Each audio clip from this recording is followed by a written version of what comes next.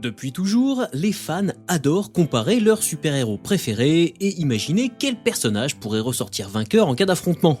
Eh bien croyez-moi, avec le comic book que voici, vous allez en avoir pour votre argent. Salut à vous pauvres mortels, je suis Chris, ensemble on parle comics et culture populaire, et aujourd'hui on se penche sur le cas d'un crossover pour le moins inattendu, qui marque la rencontre entre la Justice League de DC Comics, le roi des monstres Godzilla, et le toujours très romantique Kong de Skull Island. Avant de commencer, je vous rappelle que ce podcast est disponible sur toutes les plateformes d'écoute, de Spotify à iTunes en passant par Deezer, YouTube Music ou Podcast Addict. N'hésitez pas à lâcher des likes, des étoiles et à partager l'émission autour de vous pour soutenir mon travail. Si vous en avez les moyens, vous pouvez aussi souscrire à un abonnement mensuel ou annuel sur Substack pour m'aider à bosser dans de meilleures conditions. Et si vous voulez lire les bouquins recommandés dans cet épisode, vous trouverez dans la description tous les liens utiles pour vous les procurer en 2 clics chez nos amis de Comic Zone. Maintenant que la réclame est faite, passons aux choses sérieuses.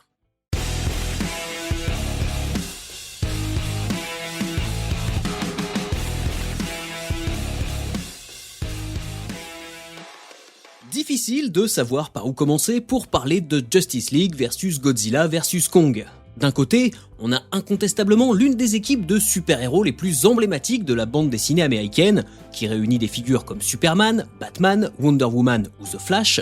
De l'autre, on a ni plus ni moins que l'une des créatures les plus marquantes de l'histoire du cinéma américain, célèbre pour avoir escaladé l'Empire State Building, et au milieu de tout ça, on trouve le plus symbolique des monstres géants, titan légendaire de la pop culture et instigateur de tout un genre cinématographique au Japon et dans le reste du monde.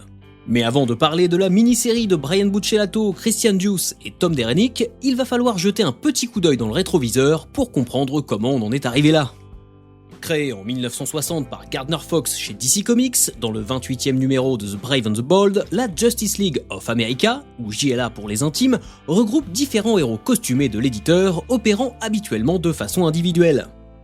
Si la première version de la Ligue de Justice est constituée de Green Lantern, Aquaman, Wonder Woman, Martian Manhunter et The Flash, ainsi que de Batman et Superman, bien que ces derniers ne participent pas directement à l'affrontement contre Starro le Conquérant, la formation va évoluer au fil du temps et des séries, voyant Hawkman, Green Arrow ou Cyborg rejoindre les rangs de l'équipe. Organisation phare de DC Comics, la Justice League représente souvent l'ultime espoir face à des menaces toujours plus grandes, telles que Darkseid ou Lex Luthor. Si vous êtes lecteur ou lectrice de comics depuis un certain temps, vous connaissez déjà forcément cette équipe et ses principaux membres.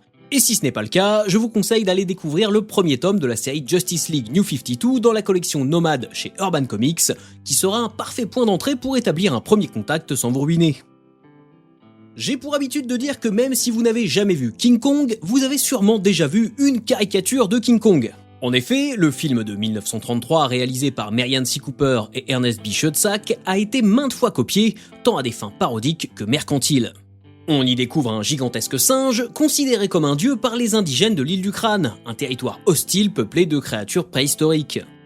Capturé et ramené de force à New York pour être exposé comme la 8e merveille du monde, le monstre s'échappe et enlève la jeune assistante de l'un de ses tortionnaires, dont il semble s'être épris. Si le destin du gorille géant est funeste, le film rencontre un succès retentissant, notamment grâce aux effets spéciaux supervisés par Willis O'Brien, absolument fabuleux pour l'époque. O'Brien était déjà derrière Les dinosaures de The Lost World, long métrage de Harry O. Hoyt sorti en 1925, adapté du roman du même nom de Sir Arthur Conan Doyle, et considéré comme l'un des premiers exemples de films de monstres géants au cinéma. Une thématique qui doit évidemment beaucoup à King Kong, mais aussi au film de 1953, Le monstre des temps perdus, réalisé par le français Eugène Lourier. Car la particularité du monstre des temps perdus, c'est qu'il est l'une des sources d'inspiration, avec King Kong, d'un film incontournable sorti en 1954, Godzilla. Pour l'anecdote, Lourier, qui a également travaillé avec Jean Renoir ou Sacha Guitry, sera plus tard derrière d'autres films de monstres géants pensés pour surfer sur le succès de Godzilla. Behemoth The Sea Monsters en 1959 et Gorgo en 1961, la boucle est bouclée. Produit par la Toho, Godzilla de Ishiro Honda est une pièce maîtresse du tokusatsu, comprenez par là les films à effets spéciaux du cinéma nippon et plus particulièrement du kaiju ega, genre mettant en scène des monstres fantastiques le plus souvent de taille colossale. D'ailleurs, là où dans Le monstre des temps perdus, la créature est animée en stop motion par le mythique Ray Harryhausen, Godzilla est interprété par le comédien Haruo Nakajima qui devait porter un costume de 91 kg sous la supervision du spécialiste des effets spéciaux Eiji Tsuburaya.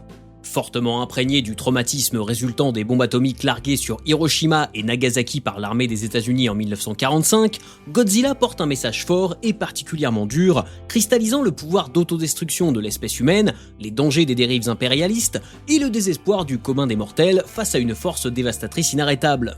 Pour tout cela, on peut dire sans hésiter qu'il a profondément marqué l'histoire du cinéma, tant par son fond que par sa forme. Véritable succès à l'international, Godzilla connaîtra de nombreuses suites et remakes jusqu'à aujourd'hui, avec pour résultat une filmographie qui contient autant d'ovnis, au sens propre comme au sens figuré, que de pépites telles que Shin Godzilla ou le récent Godzilla Minus One. C'est d'ailleurs au sein de cette filmographie que va s'opérer la première rencontre entre le reptile de la Toho et le gorille géant de Skull Island.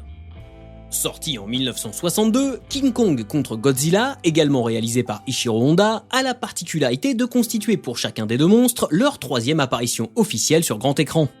Né de l'idée de Willis O'Brien, qui voulait opposer King Kong à un gigantesque monstre de Frankenstein, et pour laquelle il ne sera pas crédité, la faute à un producteur peu scrupuleux, le pitch de King Kong contre Godzilla est finalement acheté par la Toho, qui remplace la création du scientifique suisse par sa mascotte.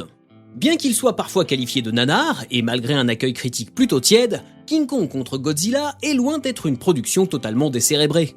Le film se moque de la publicité, de l'hégémonie naissante de la télévision au Japon, et on peut même y voir un sous-texte critiquant la dualité existante entre le pays du soleil levant et les États-Unis, et plus particulièrement la façon dont s'est répandu le soft power américain dans l'archipel nippon occupé après la Deuxième Guerre mondiale.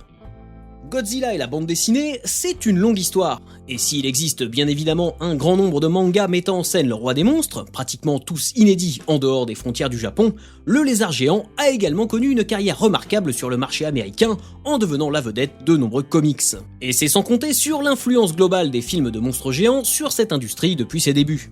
Dès 1977, Marvel signe un accord avec la Toho pour tirer une adaptation en comic book de la licence, intégrant Godzilla à l'univers partagé de la Maison des Idées. Tout au long des 24 numéros, notre reptile atomique préféré va ainsi rencontrer les champions, les Avengers ou encore les Fantastic Four, mais surtout faire face à Dum-Dum Dugan et au Shield dans des péripéties très librement inspirées de la saga des films originaux. À partir de 1987, les droits atterrissent chez Dark Horse Comics, qui, tout en traduisant le manga tiré du film de 1984, The Return of Godzilla ou Godzilla 1985 aux USA, va proposer plusieurs visions du monstre. Au sein des productions de Dark Horse se côtoient le meilleur comme le pire, des magnifiques covers de Arthur Adams et Bob Eggleton, à un comic book basé sur la rencontre entre Godzilla et le joueur de basketball Charles Barkley dans une publicité pour Nike. Depuis 2011, IDW Publishing détient les droits du personnage et de ses congénères kaiju de la Toho. L'éditeur américain a déjà proposé une multitude de séries, mini-séries et one-shots exploitant le lore de Godzilla, traduites en français chez Vestron, et dont le succès a poussé son homologue nippon Phase 6 à distribuer certaines de ses productions au Japon, une première en la matière. En parallèle, Legendary Comics est chargé de publier les comic books adaptés du Monsterverse de Legendary Pictures et Warner Bros., un univers initié en 2014 avec le film Godzilla de Gareth Edwards. Ce sont les versions de Kong et de Godzilla issues de ce Monsterverse que rencontre la Justice League dans le comic book paru en version française chez Urban Comics. Dans Justice League vs Godzilla vs Kong, la Légion du Destin s'introduit dans la forteresse de solitude de Superman pour y faire quelques emplettes, ouvrant ainsi un portail vers le Monsterverse. Godzilla, Kong et quelques kaiju tout droit sortis des films de Legendary surgissent à Metropolis. De quoi perturber les projets de Superman et des autres membres de la Justice League. Les justiciers de DC Comics vont parcourir le monde jusqu'aux profondeurs d'Atlantis pour bastonner du monstre géant, tout en cherchant à renvoyer ces titans venus d'une autre terre chez eux. On sait que ce genre d'événement très artificiel peut rapidement finir en eau de boudin, et que les motivations derrière ces bagarres de produits sous licence ne sont pas toujours des plus nobles. Pourtant, ce Justice League vs Godzilla vs Kong compte parmi les exceptions qui confirment la règle. Même les crossovers les plus perchés peuvent proposer des histoires de qualité. Premièrement, la série a la bonne idée d'utiliser le lore de DC Comics pour justifier cette rencontre improbable. Et deuxièmement, elle a le mérite de convoquer la vaste galerie de héros et d'héroïnes de l'éditeur avec beaucoup d'intelligence, et ça bien au-delà des membres historiques de la Justice League. En gros, elle s'avère particulièrement cohérente, ce qui n'était pas franchement gagné à la base, vous en conviendrez. Attention quand même, plus on avance dans la lecture des 7 numéros de la mini-série, plus elle vire au délire décomplexé pour fanboy et fangirl, avec une tendance à la surenchère qui pourrait refroidir une partie du lectorat. J'éviterai de vous spoiler le grand final, mais attendez-vous à des rebondissements vraiment tordus. Cela dit, Justice League vs Godzilla vs Kong est un comic book conscient de son statut, qui joue juste ce qu'il faut avec les codes du médium sans tomber dans le méta, maîtrise son fanservice pour éviter l'indigestion et n'essaie pas de s'inventer un prestige auquel il ne peut prétendre. Crossover hors continuité oblige, ne vous attendez pas à des répercussions ailleurs. Mais le récit est maîtrisé, la partie graphique est très accrocheuse, et l'ensemble se lit comme un très bon blockbuster fait avec amour pour ses personnages. L'influence de Batman, de Superman, de Godzilla ou de King Kong sur la culture populaire d'aujourd'hui n'est plus à démontrer. La rencontre entre ces icônes constitue une nouvelle étape dans la diffusion de cette culture auprès d'un public toujours plus diversifié et dans son assimilation par des franges de la population qui n'y avaient jusqu'alors pas été exposées. Si les puristes pourraient être tentés de crier au scandale, il est important de ne pas oublier que les auteurs derrière des comics tels que celui-ci sont bien souvent eux-mêmes de fervents fans de ces franchises historiques qu'ils chérissent tout autant que nous. Pour ma part, j'ai pris beaucoup de plaisir à la lecture de ce Justice League vs Godzilla vs Kong et je ne peux que vous conseiller de vous y pencher pour vous faire votre propre avis. Voilà, j'espère que ça vous a plu, n'hésitez pas à me donner votre avis sur les réseaux sociaux, tous les liens utiles sont dans la description de l'épisode. Abonnez-vous sur les plateformes de podcast et partagez l'émission autour de vous.